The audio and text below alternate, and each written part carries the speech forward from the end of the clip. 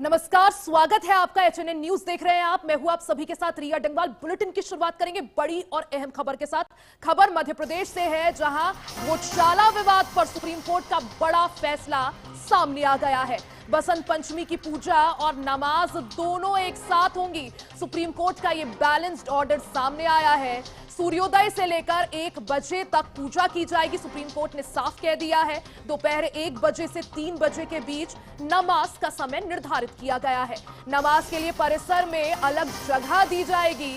दोनों समुदाय को अलग अलग रास्ता दिया जाएगा और प्रशासन सुरक्षा के पुख्ता इंतजाम करे, ऐसा भी अपने ऑर्डर में सुप्रीम कोर्ट ने साफ किया है। तो मध्य प्रदेश के धार जिले में स्थित भोजशाला कॉम्प्लेक्स को लेकर जिस तरह से विवाद शुरू हुआ था, ये विवाद सुप्रीम कोर्ट पहुंचा। सुप्रीम कोर्ट ने इस मामले में आज सुनवाई करने के बाद अपना आदेश साफ कर दिया है। साथ ही सीजेआई ने यह भी आदेश में कहा है कि मुस्लिम समुदाय से संबंधित जो लोग कल यानी 23 जनवरी को नमाज अदा करेंगे, उनकी अनुमानित संख्या आज ही जिला मजिस्ट्रेट को दे दी जाए, ताकि कानून व्यवस्था बनाए रखने के लिए डीएम उन्हें पास जारी कर सके।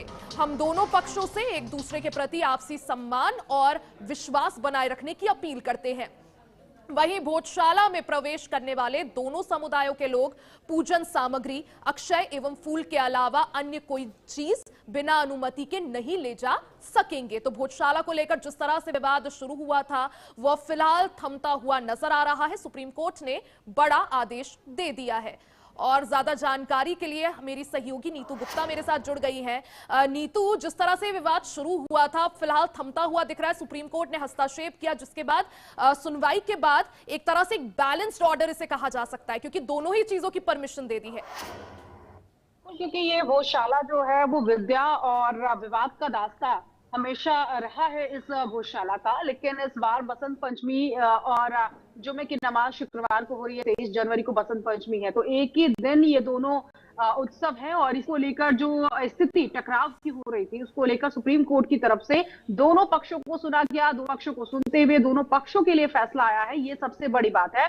और इस फैसले के पीछे का मकसद यही है कि स्थिति जो है वो शांतिपूर्ण रहे, तनाव की स्थिति ना हो, टकराव की स्थिति ना हो। इसीलिए यहाँ पर हिंदू पक्ष को लेकर कहा गया कि वो सूर्योदय से लेकर सूर्यास्त तक पूजा पाठ कर सकते हैं, मां सरस्वती की पूजा कर सकते हैं। लेकिन एक जो समय है जुमे की नमाज अदा करने को लेकर मुस्लिम पक्ष का, वो 1 बजे से 3 बजे तक का निर्धारित किया गया है। बड़ी बात यह है कि इस बीच यानी कि 1 से 3 अगर मुस्लिम पक्ष जुमे की नमाज अदा करेगा, तो उस वक्त पूजा पाठ किया जा सकता है या नहीं, इसको लेकर भी कोर्ट ने ये क्लियर कर दिया है कि प्रशासन ये तय करेगा वहां पर कि अलग से बैरिकेडिंग, अलग से उसी जगह पर, क्योंकि जो मुख्य द्वार है वो तो सेम रहेगा, लेकिन दोनों कैसे साझा करें, इनके लिए जो गेट है वो अलग से तैयार किए जाए, ताकि वहां पर जुमे की नमाज भी 1 से 3 दोपहर तक हो सके और पूजा पाठ का कार्यक्रम भी हिंदू पक्ष की तरफ से किया जा सके। इसमें कोई टकराव ना हो, कोई भी दिक्कत ना आए, इसीलिए ये फैसला सुप्रीम कोर्ट की तरफ से लिया गया। साथ ही साथ कोर्ट ने प्रशासन से पूछा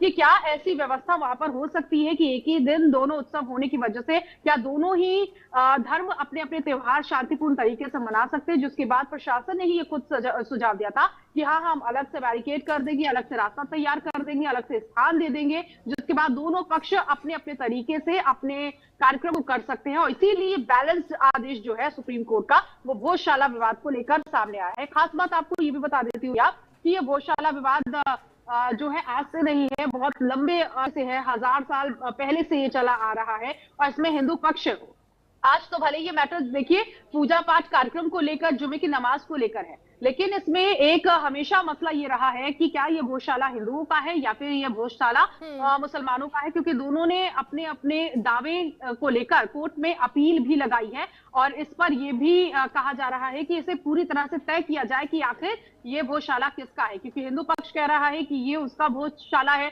जो राजा महाराजा होते थे वो यहाँ पर मां सरस्वती की उनका वंदन करते थे, ये शिक्षा का मंदिर है। और वहीं जो मुस्लिम पक्ष है वो अपनी नमाज को लेकर हमेशा कहते आया है कि यहाँ पर मुस्लिम पक्ष नमाज अदायगी करता रहा है। तो ये मैटर भी कोर्ट में चल रहा है कि आखिर ये भोजशाला किसका है, किसके पक्ष में इस पर फैसला आएगा, उसके लिए तो इंतजार लेकिन उससे पहले बिल्कुल, क्योंकि देखिए नीतू काफी पुराना ये विवाद है। अब ऐसे में जिस तरह से सुप्रीम कोर्ट का ये बैलेंस्ड ऑर्डर हम कह सकते हैं, बीच का रास्ता निकालने की कोशिश की गई, लेकिन क्या जो दोनों पक्ष है संतुष्ट है इस फैसले से? देखिए, अभी तक जितने भी लोगों को सुना गया उनकी तरफ से यही कहा गया है कि उनको संतुष्ट होना भी चाहिए। कोर्ट का फैसला हर कोई मानेगा यहाँ पर, और यहाँ प्रशासन के लिए बड़ी चुनौती हम कह सकते हैं, या फिर वो चुनौती कह सकते हैं कि दोनों पक्ष शांतिपूर्ण तरीके से अपने अपने उत्सव को मनाए। इसीलिए प्रशासन को यहाँ तैयारियां जबरदस्त करनी होगी, और कोर्ट का फैसला है सबके लिए, ये सर्वोपरि है, माननीय है, इसीलिए कोर्ट का फैसला दोनों को ही मानना होगा। और एक दिन का ये पूरा मसला है, लेकिन हाँ, प्रशासन के लिए चुनौती है कि इस एक दिन में कोई ऐसा माहौल वहां पर ना बने, तनाव की स्थिति ना बने, टकराव की स्थिति ना बने। इसलिए प्रशासन अब वहां पर काम करना भी शुरू कर चुका है, क्योंकि वक्त बहुत कम है। ऐसे में अलग से बैरिकेडिंग, अलग से स्थान वहां पर तय किया जाएगा। समय भी जो दिया गया है 1 से 3 जुम्मे की नमाज अदायगी को लेकर, उस वक्त भी ये सुनिश्चित किया जाएगा प्रशासन की तरफ से कि हिंदू पक्ष के लोगों का आना जाना किस तरह से हो, अलग गेट से कैसे हो, और जो मुख्य द्वार है उसको साझा करने के लिए भी यहाँ प्रशासन को अब काम करना है। देखिए, कोर्ट का फैसला आ गया, ये ठीक है, लेकिन अब बड़ी चुनौती प्रशासन के लिए कि वो कैसे इंतजाम कराएगा। लेकिन बिल्कुल, यानी अब कोर्ट ने ये तो साफ कर दिया है नीतू की दोनों चीजें होंगी, पूजा भी होगी, नमाज भी कराई जाएगी, लेकिन टाइमिंग अलग अलग होगी। अब कैसे इसे टेक फॉरवर्ड किया जाता है वो देखना होगा। नीतू, आप नजर बनाए रखें, बहुत बहुत शुक्रिया जानकारी के लिए। खबरों में आगे बढ़ते हैं, खबर कानपुर से है, जहां कानपुर बीजेपी प्रदेश अध्यक्ष का रोड शो आज होगा। आज बीजेपी प्रदेश अध्यक्ष के भव्य स्वागत की तैयारी है। 20 किलोमीटर लंबा रोड शो करेंगे पंकज चौधरी। ड्रोन से पंकज चौधरी पर होगी पुष्प वर्षा। स्वागत के लिए लाए गए हैं कई बुलडोजर। तस्वीरें भी देखिए किस तरह से भव्य स्वागत की यहां पर तैयारी है। बीजेपी प्रदेश अध्यक्ष आज कानपुर में भव्य रोड शो करेंगे। कई बुलडोजर्स मौके पर मंगाए गए हैं। 20 किलोमीटर लंबा ये पंकज चौधरी का रोड शो होना है, जिसकी भव्य तैयारियां भी अब शुरू हो चुकी हैं। आज कानपुर के दौरे पर है बीजेपी प्रदेश अध्यक्ष यूपी के पंकज चौधरी, और ऐसे में उनके स्वागत की भव्य तैयारियां हैं। ये तस्वीरें देखिए, कई बुलडोजर्स को मौके पर बुलाया गया है। 20 किलोमीटर लंबा रोड शो पंकज चौधरी यहां करेंगे। खबर कानपुर से है, जहां आज कानपुर के दौरे पर है भारतीय जनता पार्टी यूपी प्रदेश अध्यक्ष पंकज चौधरी।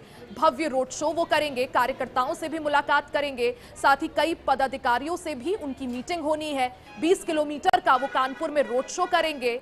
बीजेपी प्रदेश अध्यक्ष पंकज चौधरी का आज कानपुर में ये रोड शो, और इसको देखते हुए तैयारियां भी की जा रही हैं।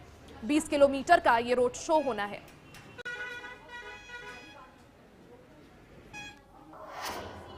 और खबरों का सिलसिला लगातार जारी है, बने रहे हमारे साथ, फौरन वापस आएंगे।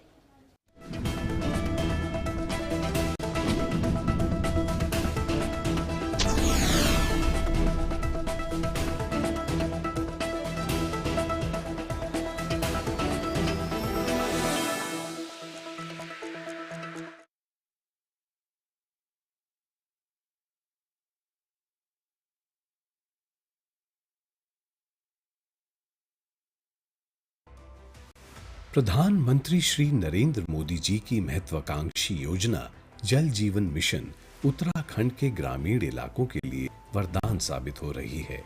वर्ष 2019 में माननीय प्रधानमंत्री ने लाल किले की प्राचीर से इस योजना की घोषणा की थी, जिसका उद्देश्य था भारत के हर ग्रामीण परिवार तक स्वच्छ पेयजल पहुंचाना। आने वाले दिनों में जल जीवन मिशन को लेकर के आगे बढ़ेगी। इस योजना के तहत प्रत्येक ग्रामीण परिवार को प्रति व्यक्ति प्रतिदिन 55 लीटर स्वच्छ जल उपलब्ध कराया जा रहा है। जिन पहाड़ी ग्रामीण इलाकों में कभी स्वच्छ पेयजल केवल सपना था, वहां आज घर घर नल से जल पहुंच रहा है।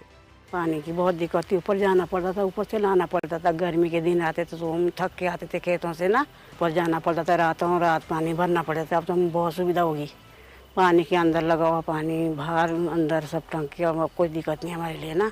उत्तराखंड ने जल जीवन मिशन के अंतर्गत उल्लेखनीय उपलब्धि हासिल की है।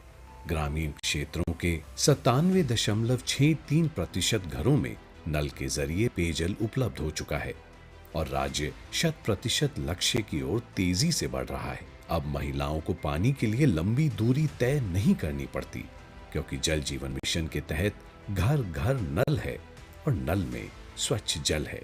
पहले यहाँ पर ग्रामीणों को बहुत दिक्कत होती थी पानी के लिए ना, पड़ोसियों के घर से भरना पड़ता था। अब मोदी जी के जल जीवन मिशन के तहत लोगों के यहाँ पानी जुड़ चुका है और सभी खुश है। प्रधानमंत्री नरेंद्र मोदी के कुशल नेतृत्व और मुख्यमंत्री पुष्कर सिंह धामी के प्रयासों से आज उत्तराखंड के ग्रामीण घरों तक नल के जरिए जल पहुंच रहा है। साथ ही पहुंच रहा है विश्वास एक स्वस्थ और सुखद जीवन का, क्योंकि जल है तो कल है। मुल्तानी घोगा कॉफ सिरप, इसके तुलसी जैसे गुणकारी तत्व तुरंत असर दिखाएं और खांसी को कहें गुड बाय। मुल्तानी घोगा कॉफ सिरप। कुछ लोग खाते पीते तो बहुत बढ़िया हैं, पर फिर भी उनकी सेहत नहीं बनती। पिचके हुए गाल हैं, हड्डियां निकली हुई हैं, पैंटें ढीली हैं, कपड़े जचते नहीं, कोई पर्सनैलिटी नहीं। ऐसे लगता है इधर से खाए जा रहे हैं उधर से निकले जा रहा है, क्योंकि उनका पाचन तंत्र खराब है। और जब तक के पाचन तंत्र दुरुस्त नहीं होगा, वो जितना मर्जी अच्छे से अच्छा खा लें, उनकी सेहत नहीं बन सकती। इसलिए हमारी संस्था सन्यासी आयुर्वेदा ने एक ऐसी दवा का निर्माण किया है जो कि आपके लिवर को, आपके पाचन तंत्र को दुरुस्त करने का काम करती है, ताकि आप जो भी खाएं उसका पूरे का पूरा निचोड़ आपके शरीर को लगे, आपकी भूख बढ़े, खाया पिया सही से लगे, नया खून बने, हड्डियों में जान आए, वजन बढ़े और आप मोटे तगड़े खूबसूरत पर्सनैलिटी के मालिक बन जाएं। सिर्फ 655 रुपए की पूरे 1 महीने की दवा होती है और आप इसे घर बैठे 01145454545 पर फोन करके दवा मंगवा सकते हैं।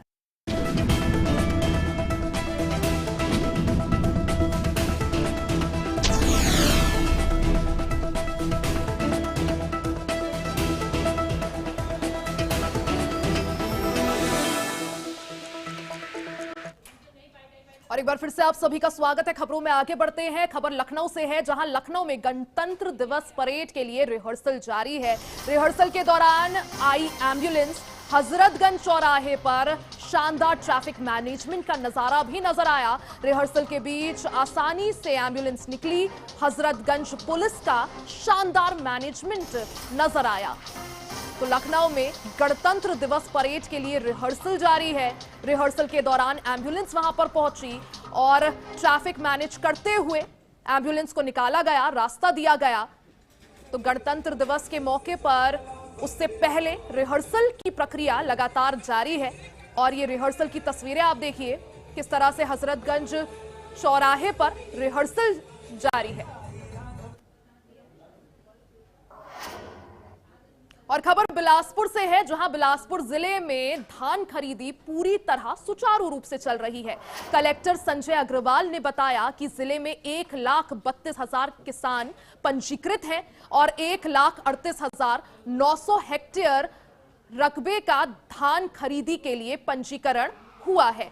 अब तक लगभग 82% किसानों द्वारा 83 से 84% रकबे का धान बिक्री किया जा चुका है।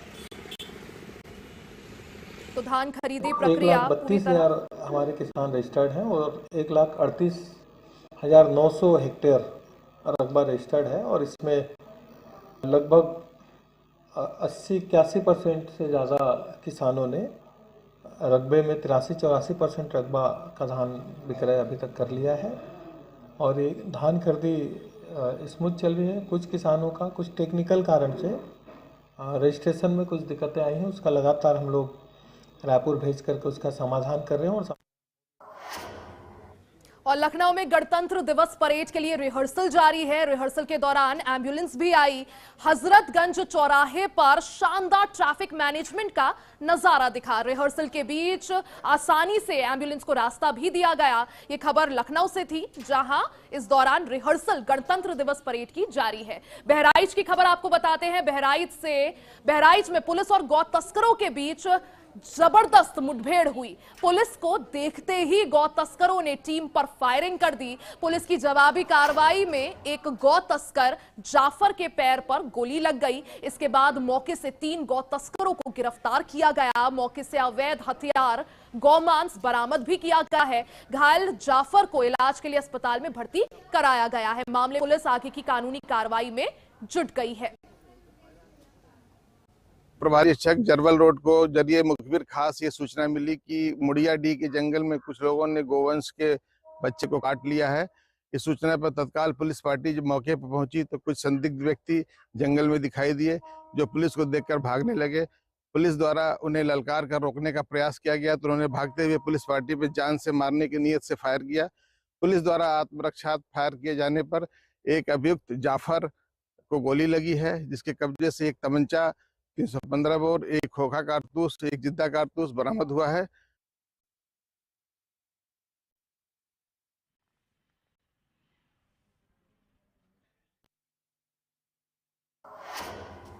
और खबरों में फिलहाल के लिए सिर्फ इतना ही। अब सीधा रुख करते हैं छत्तीसगढ़ की टॉप 10 खबरों की तरफ।